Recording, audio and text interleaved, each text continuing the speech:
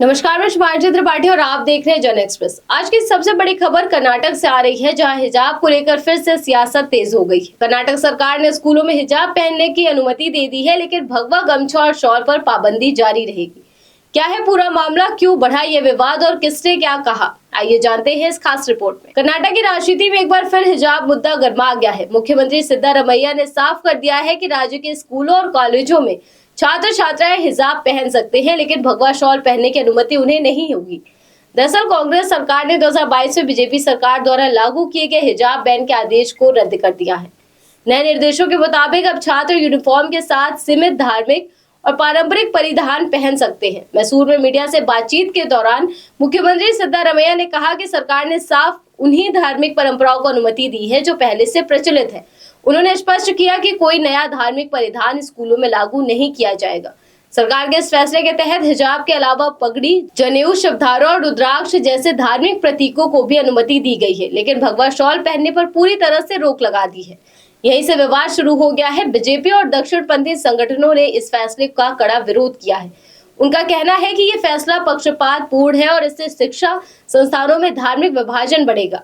केंद्रीय मंत्री प्रहलाद जोशी ने सवाल उठाते हुए कहा कि जब हिजाब का मामला सुप्रीम कोर्ट में लंबित है, तो सरकार को इतनी जल्दी फैसला लेने की क्या जरूरत थी। उन्होंने ये भी कहा कि भगवा शॉल कोई धार्मिक प्रतीक नहीं है, फिर भी उसे प्रतिबंधित करना गलत है। वहीं कर्नाटक बीजेपी अध्यक्ष बीवाई विजेंद्र ने इस फैसले को तुगलकी फरमान बताया। उन्होंने कहा कि स्कूल यूनिफॉर्म का उद्देश्य बच्चों के बीच समानता लाना है, न कि धर्म के आधार पर भेदभाव को बढ़ाना।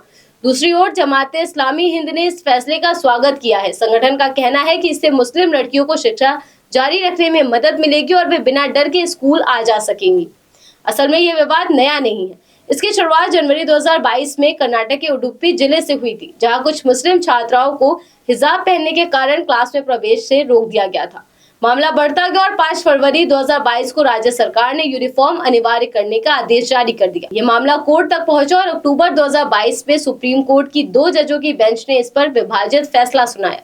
तब से ये मामला बड़ी बेंच के पास लंबित है। अब जब कांग्रेस सरकार ने पुराने आदेश को वापस ले लिया है, तो एक बार फिर ये मुद्दा राजनीतिक और सामाजिक बहस का केंद्र बन गया है। सबसे बड़ा सवाल अब यही उठ रहा है कि क्या स्कूलों में धार्मिक स्वतंत्रता होनी चाहिए या यूनिफॉर्म के जरिए पूरी समानता बनाए रखना ज्यादा जरूरी है। कर्नाटक सरकार का कहना है कि वो संतुलन बनाने की कोशिश कर रही है, लेकिन विपक्ष इसे वोट बैंक की राजनीति बता रहा है। आने वाले दिनों में ये विवाद और भी बढ़ सकता है, खासकर तब जब सुप्रीम कोर्ट में इस मामले की सुनवाई आगे बढ़ेगी।